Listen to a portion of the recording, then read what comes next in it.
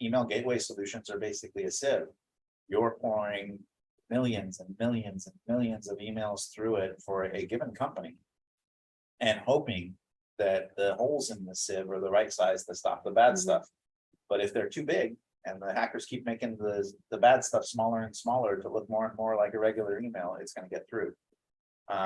The other thing we heavily rely on, a lot of conversations I have in pre-sales with customers, they say we're good with phishing protection. We have company X, Y, or Z, and there's some great technology companies out there that do gateway email security. Google themselves acquired Postini years ago. Microsoft acquired a company called Antigen, and they integrated that into their email security portfolio. So the big email providers, Microsoft and Google, have their own email gateway solutions and security solutions on the front end. And then there's third parties who add a layer of security on top of that, but it's still a gateway-based solution. And what it means is that the emails are going through the gateway first. It's getting checked for, is it good? Is it bad? Is it malicious? Does it look funky? And they quarantine it. And then the user has to go into the quarantine and look at it and say, this was real, this was not. And it learns over time. Those are the heuristics we're talking about. And the learning over time, if one of your users says this was good, but it wasn't good, now that's taught the heuristic something wrong. And so there's a lot of human behavior that creates problems in this ecosystem. So what do? We jump to the second thing, which is email security awareness. We're good. We have gateway and we have email security awareness. We've got, again, a list of 10 companies that are great at email security awareness, training, and simulated phishing attacks. The challenge with that is you're still relying on your people to be your security tool, your security control. And I don't know about you, but sometimes I run too fast and I click something and I am in the industry. I ought to know better, but I still do it. Yeah. I've been caught by our email simulated phishing attacks. And as soon as I click it, I knew I did something wrong. And then I get prompted that says, oops, you did something wrong. Your company's protecting you. Don't do this. This is bad. You're going to training. And so if someone who is a practitioner and has been doing this for 30 years can get caught by something, how do you expect your person in finance to be able to 100% of the time not do that? Well, and I think the adversaries are so creative, right? And the social engineering tactics are evolving so quickly, right? I mean, the commonality is they prey on the good side of our human nature, right? We want to help, we want to fix, we want to, so they're preying on the good nature of someone, or they're preying on fear, right? Oh my gosh, something's happened, I have to fix this. And so to your point, we're asking people to be a very strong first line of defense. And I read a great article last week that said, the cybersecurity vendors have to be better at people proofing the solutions, which is a great point, except at the end of that line is always the person. And on top of that, we've blurred personal and work, right? On your iPhone, right? You're picking up your work email and your personal email on your work laptop, you're accessing your Google Mail.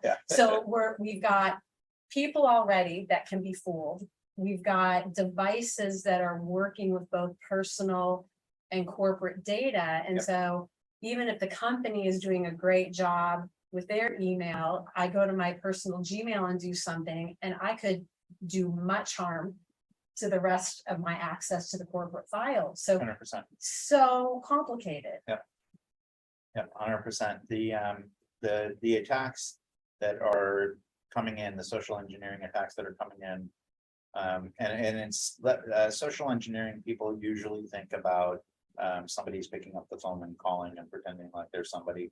We've evolved to where we're not doing that, and we meaning the bad actors, not doing that as much, but they're doing it through email. So they're now social engineering through email. One of the most common ones over the last 5 years or so was you get a text from your CEO and then an email from your CEO saying, I'm in Boca Raton and I need you to transfer $10,000 to my personal account. Here's the account number. And it used to catch people and people did it and lost money and it was frustrating. That was account impersonation. They were impersonating, and what they were typically doing was creating an account that looked very similar to the CEO's name and sending it and fooling people into not paying attention to an L instead of a one, or a one instead of an L, and zero instead of an O, those types of things. So it was very easy to make mistakes. Fast forward today, and the biggest attack vector right now is BEC, business email compromise. And what's happening is it's a man in the middle attack where the hackers are compromising somebody's account, either on the vendor side or the customer side. And they're watching traffic. They're not doing anything. They're just sitting and watching traffic. And the way they do this is first by phishing and doing a password capture, and then they log in and just watch. And when they see something that comes in, let's say from a vendor to an accounts payable person that says you haven't paid this invoice, they immediately follow up with an email that looks like that vendor's domain to that person that says, by the way, please change the account number to this one. We just changed our bank. Here is the new remittance. I can tell you a dozen conversations I've had where people have lost hundreds of thousands of dollars on that simple social engineering trick. And again, we are relying on our people to be able to see the L's instead of the ones, that it's not ABC company.com, it's abc.xyz and things like that. So it's very hard to be able to notice without paying detailed attention to every email. And how many of us have time to pay that kind of attention? So fast forward to what the market is saying, what the analysts are saying. We believe there's a better way. We believe that and again, we try not to be salesy here, but we've got an advanced phishing protection suite that is really designed around after the mailbox, after the security awareness training. Once it hits the mailbox and passes it and bypasses the gateways and is in the mailbox, how do we find threats inside the mailbox? How do we find threats in your drives, your Google Drive, and your OneDrive and SharePoint, all those areas? And that's probably the area where most of the manufacturers out there in terms of email security are trying to get into, but they're not doing a great job at it yet. They're really coming from a mindset of traditional AV versus behavior and EDR. So being able to spot impossible logons, being able to spot a account takeover, a password capture, the BEC compromises, being able to model the types of conversations somebody normally has and baseline it and say, this person's not, their intent and tone is very different than normal, and setting off flags. Those are common things that are starting to become prevalent in the email security space. We've been doing those for years, and we think that is, we've always said XDR should be much more than endpoint and firewall. We believe that DNS and the advanced phishing protection we're talking about is critical to that portfolio. But it's not, like you were discussing, it's not just in the inbox. It's not just your corporate email. I've got my Gmail account, my personal account, all my accounts coming into my single mailbox on my Mac.